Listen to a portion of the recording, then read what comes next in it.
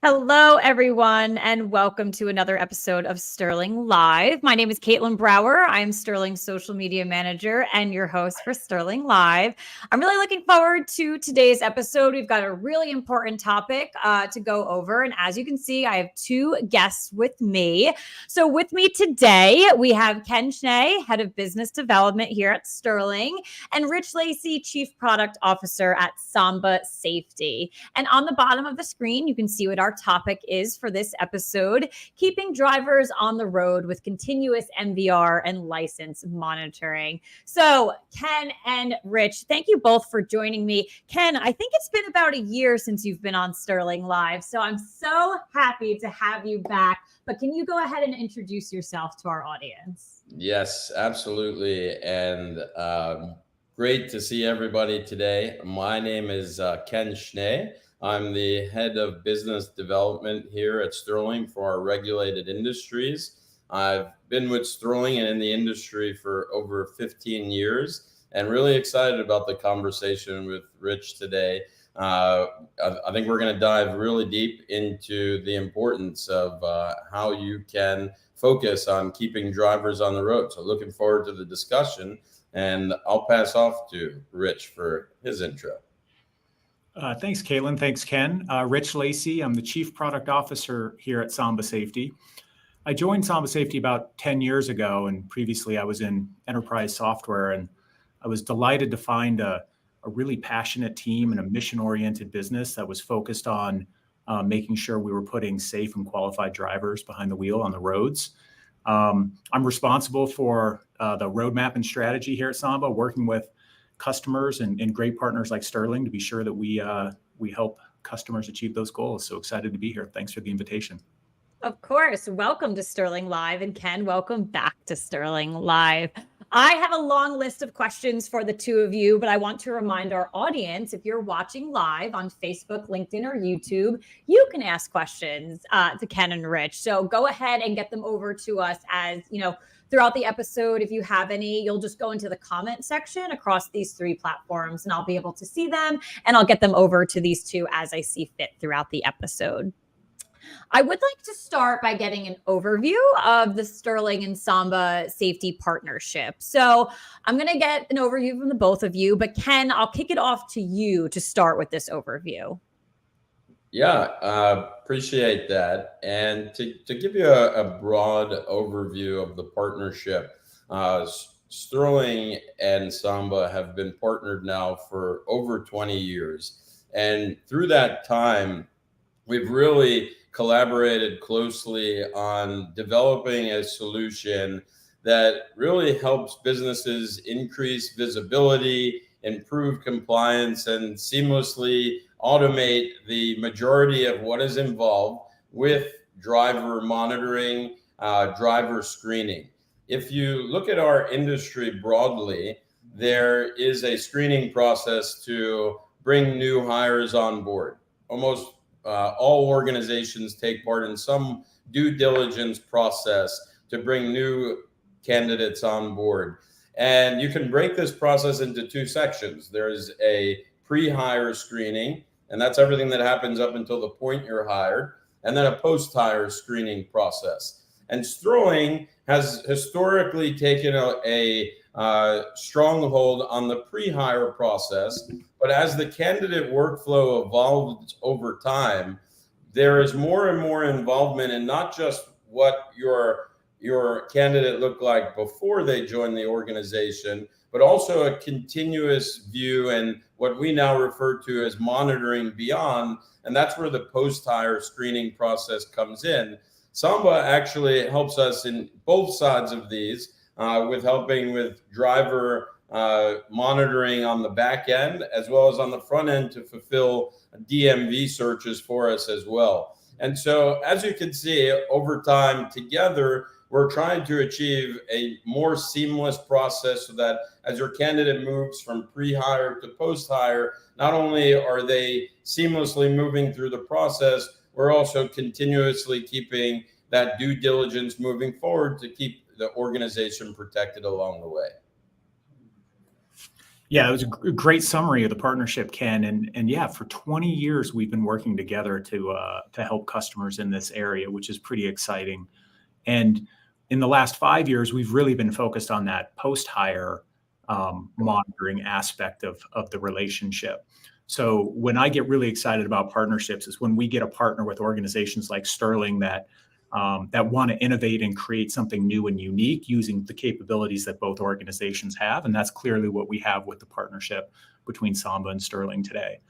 As you know, risk doesn't change or doesn't stop or cease to exist the moment you hire somebody. Rather, it evolves and over time, and that's really an area that we help Sterling and our mutual customers with, is understanding how that risk evolves and providing tools to improve it. I love to hear not only how long our partnership has been, but how strong the partnership is. And we're definitely going to get into more detail behind that in today's conversation.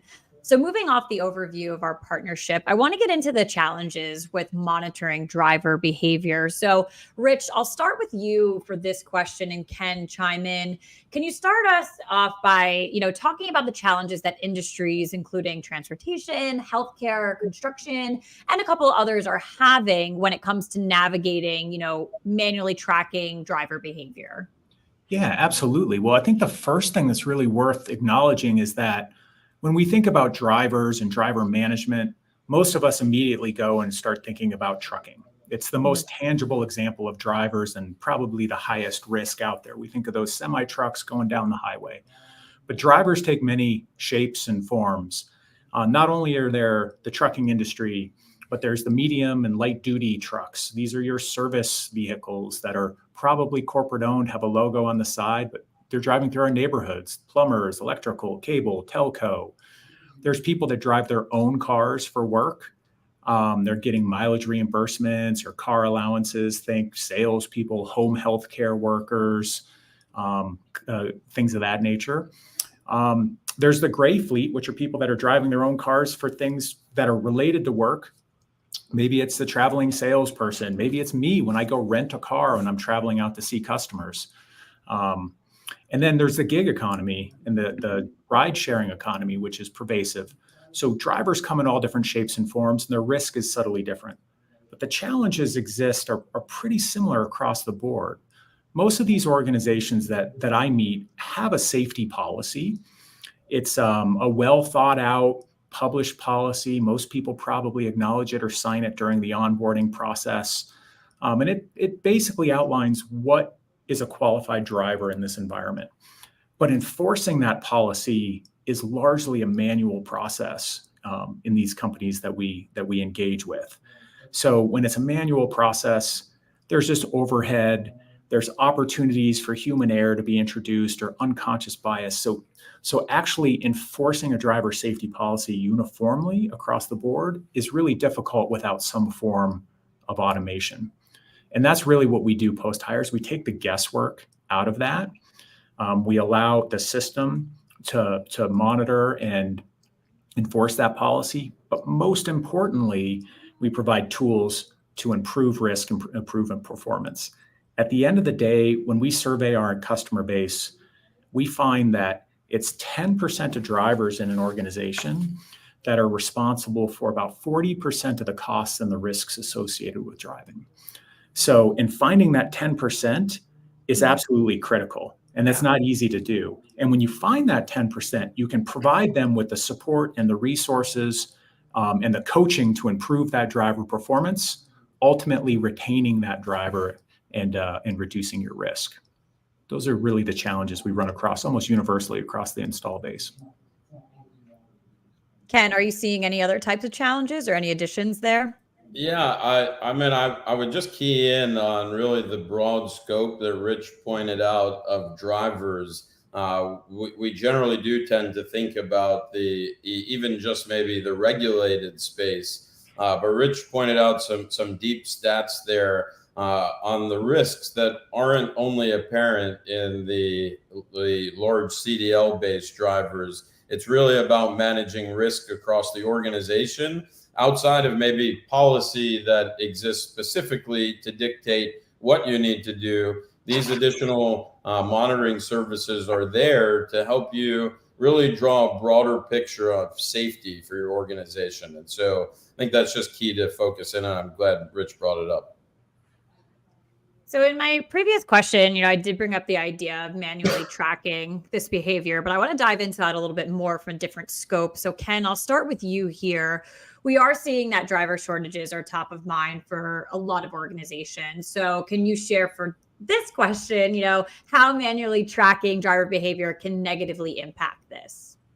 Yeah, so I think the biggest component here that we should talk about is turnover, because ultimately that is what is going to cause a reduction in your force, whether it's warranted or not warranted because of citations or reasons for separation.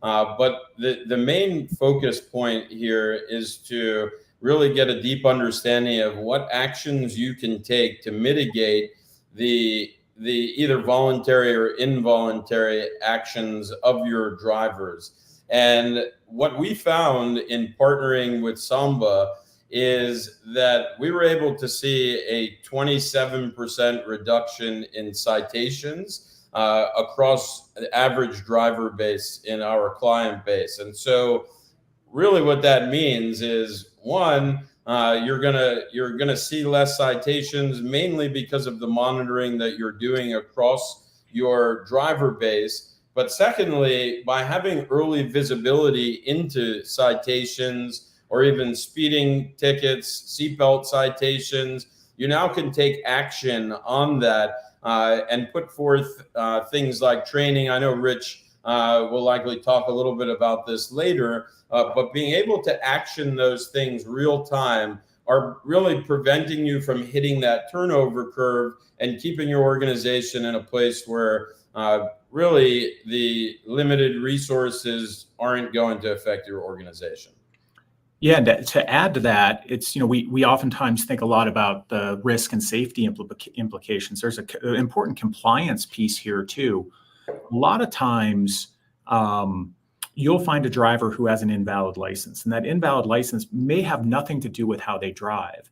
It's an administrative suspension. Maybe they didn't pay parking tickets. Maybe they didn't pay child support. Maybe there's a whole host of reasons, depending on the state, that they could have an invalid license for reasons that have nothing to do with driving.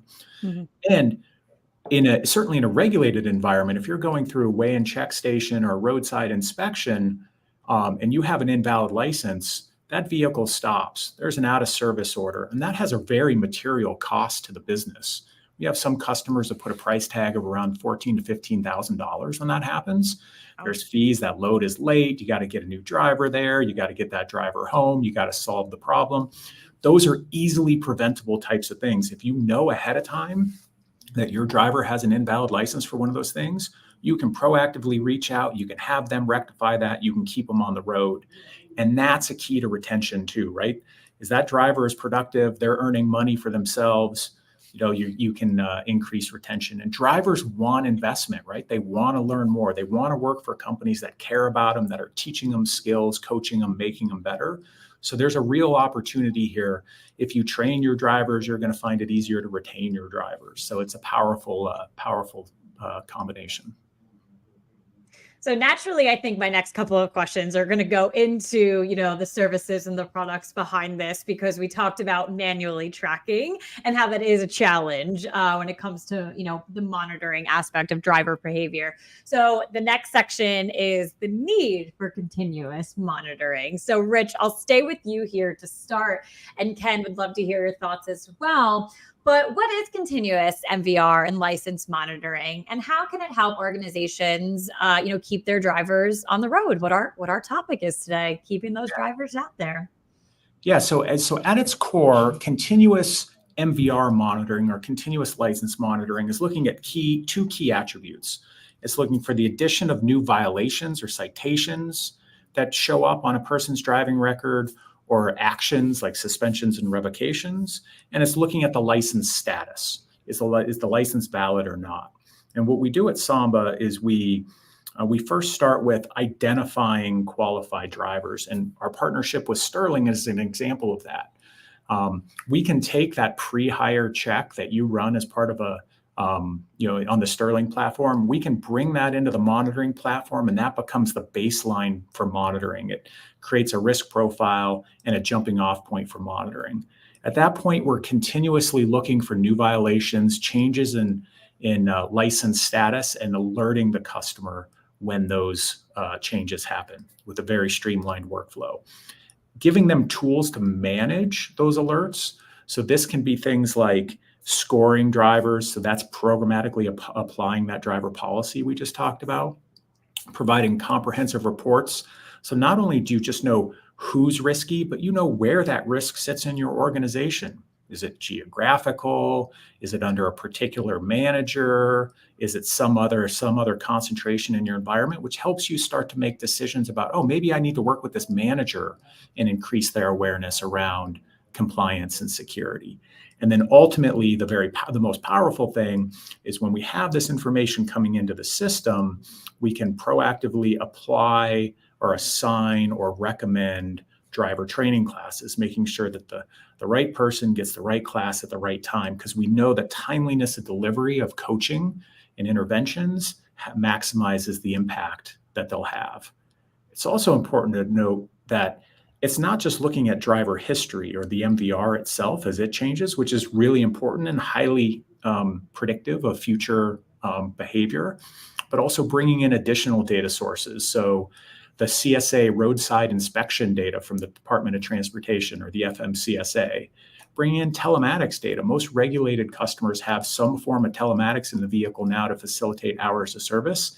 Tapping into that data and bringing it in, which is a much more real-time indication of driving behavior, and then bringing in observations that the company has themselves, whether these are conversations they have with drivers, coaching opportunities behind the wheel, maybe even one of those 1-800 How's My Driving bumper sticker type programs.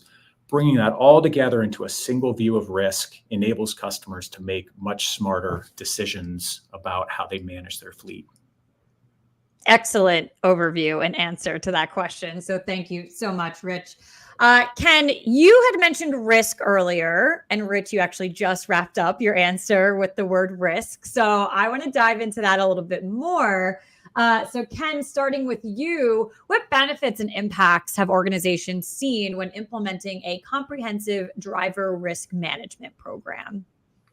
Yeah, so obviously we've got a number of clients that have a pretty long history of driver monitoring affecting their populations. I actually went ahead and pulled one specific organization that we're working with, which is a large equipment rental organization.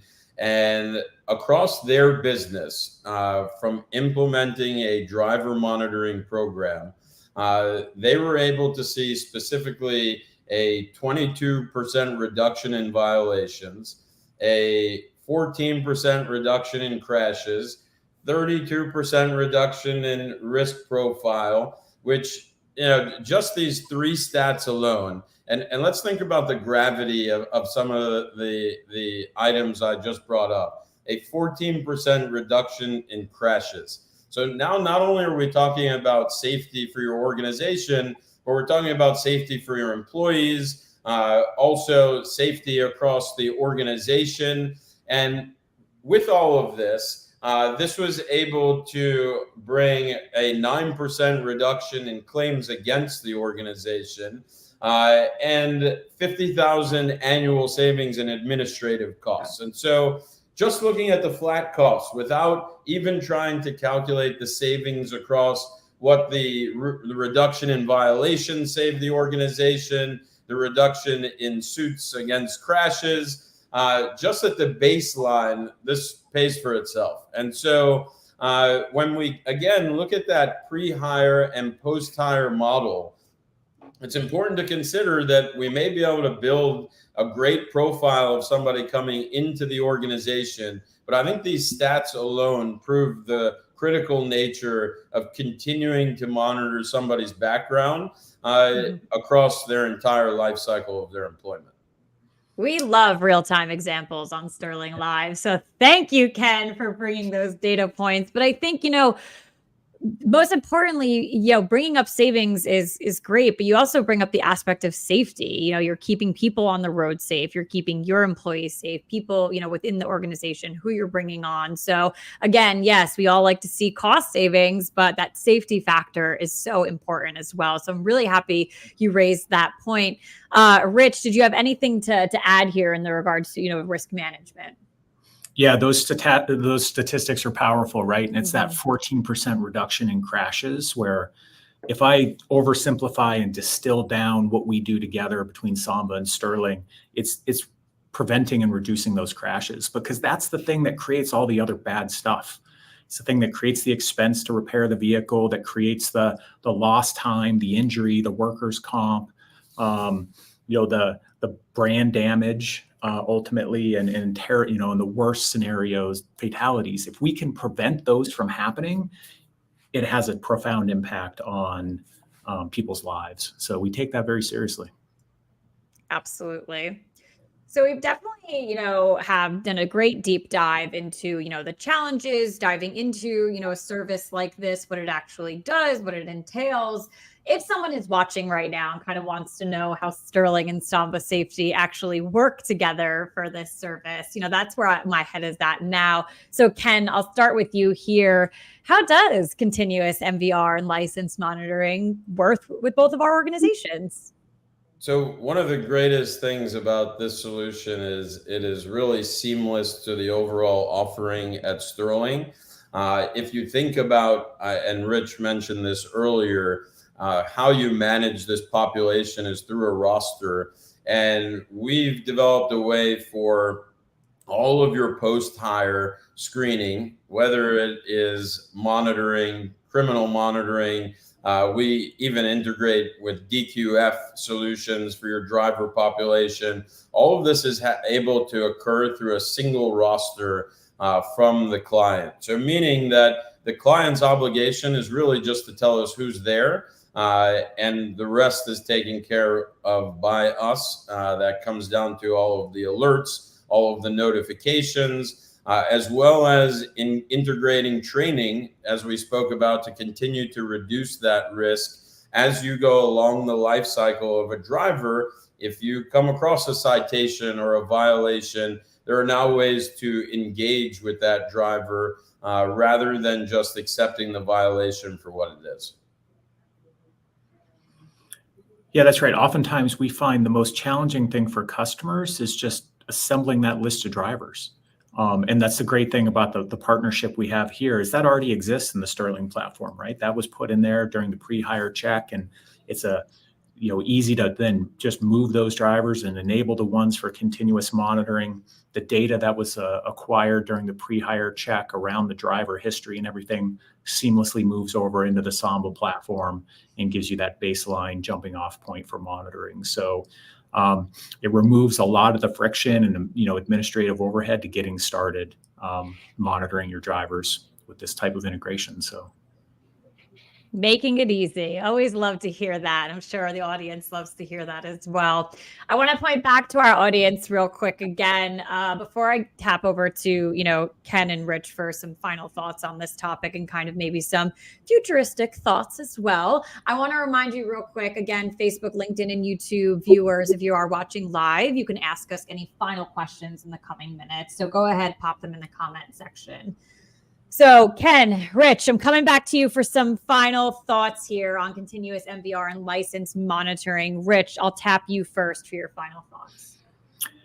Yeah, when I look at our customers who get the maximum benefit out of rolling out a comprehensive mobility risk management strategy that's orchestrated in software, it's the ones that do it. They all have a couple common threads. One, they communicate transparently to their driver population what they're doing and why they're doing it. They get investment from the driver. Two, it's not punitive.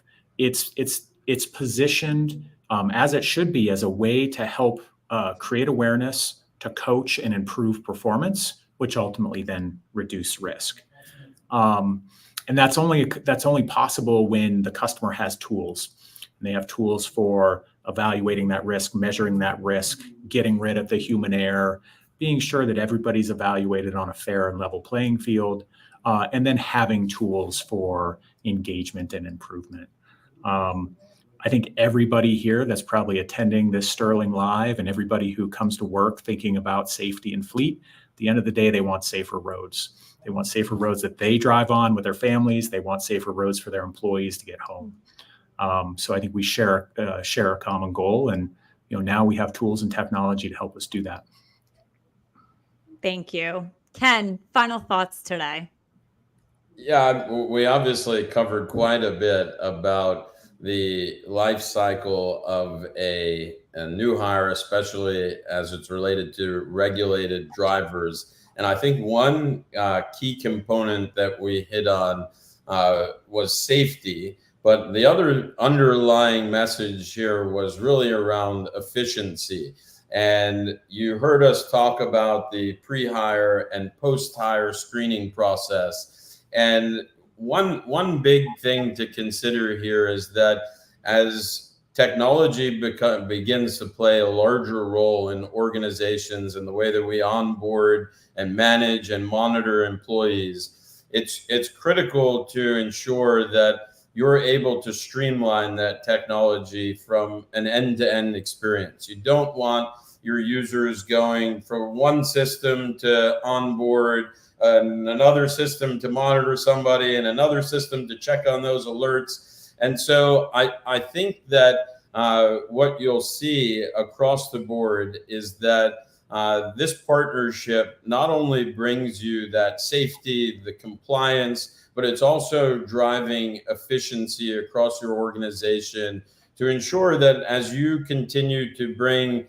new drivers on or continue to manage the population that you have a solution that's not only there for you today, but there to grow with you into the future as you continue to expand. Ken, that's a really important point. I mean, this is often a safety journey that our customers go on, right? They don't do this all at once. It's a step process.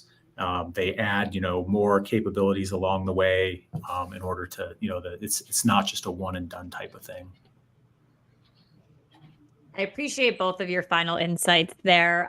There are no further questions at this time, but we are getting some commentary within the chat regarding content, but also just a big thank you coming over from LinkedIn to the both of you. This was a lot of good information. That's what I'm getting here. And this conversation was really, really helpful, for our audience to hear. So shout out to the two of you. A couple of other conversations are regarding content. So there is a motor vehicle records 101 guide from SambaSafety that has been placed in the chat across all three platforms, so everyone can take a look at that. So some questions there, so everyone's able to check that out. And then also visit sterlingcheck.com. So that link has now been placed in across all of our platforms. So if you have any questions regarding the service or partnership with Samba, you can go ahead and take a look at our website as well.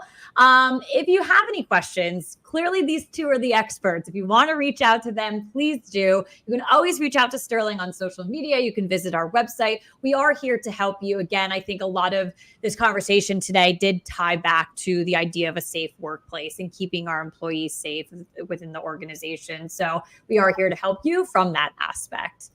Ken, Rich, thank you so much for joining me on this episode of Sterling Live. Thank you to our audience for joining us. And it was a great episode. And I hope to see the two of you back here with me sometime. Thanks, Caitlin. Thanks, Ken. Thank you. Thanks, Rich. Thanks, everyone. Goodbye.